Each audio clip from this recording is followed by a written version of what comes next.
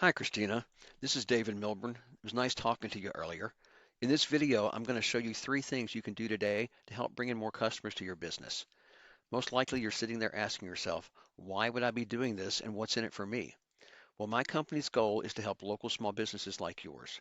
Oftentimes, in the world of the internet, most local business owners are too busy running their business to learn how the internet can benefit them and their company.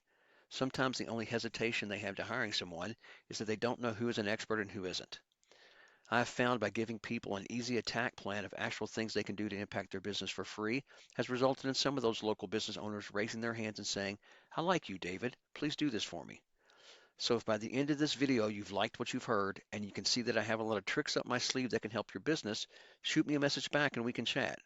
Or if at the end of this video you simply want to take this free attack plan I gave you to do yourself, that works for me too. So now let me show you three things that will set your company above your competition and not waste any more of your time or mine. The first thing I want to go over is content. So here's your website, and everything on your homepage is considered content. And the good news is, according to Google, you need 1,000 to 1,500 words to be optimized in their searches. And your site already has about 1,100 words on its homepage. The other thing we want to talk about in content is keywords. So your site needs to be rich with keywords that people are searching for your services. Um, so every month people are searching, for these search terms: granite countertops, Louisville KY. See, there's some of the terms they search for. I use a paid subscription to this site called Ahrefs, which crawls the internet to provide data on keywords and other website ranking features.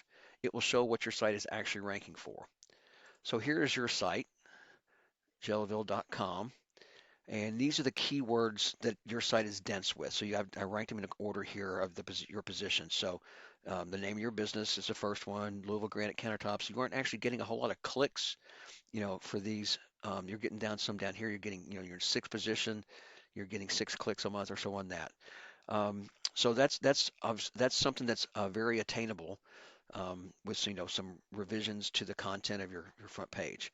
So I pulled up one of your competitors. This is their website, and I actually put their website here too in Ahrefs to see which keywords their site is dense with, and so they're in position one on these two and this one, and these are the clicks that they're getting by being in the position they are on searches.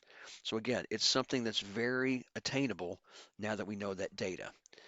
So let's look at an actual search with Granite Countertops Louisville KY, and let's take a look at the Google search, and we'll talk about that. The first thing you see here are the ads, and ads. You have to pay Google for these. It's pay per click, for that, and they can be effective, but they also can become a money pit. The next section I want to talk about is the second most important section. It's called the Google Map Pack or Maps, and on these results we can see the names of businesses and their name, address, and phone number, aka NAPS. And to move up in this area to be shown here, you have to get these NAPS or citations, aka the NAPS, submitted word for word into directories like Yellow Pages, White Pages, Yelp, City Star, so on. Even Facebook has an area where you can submit your information as a citation. So now as we move on down, we come into what's called the organic results. And I want to talk about this and the way sites move up in these search results. This is the third thing, and it's an important aspect of how Google ranks sites, and it's called link juice, or we call it link juice. It's just the piece that gives your site authority.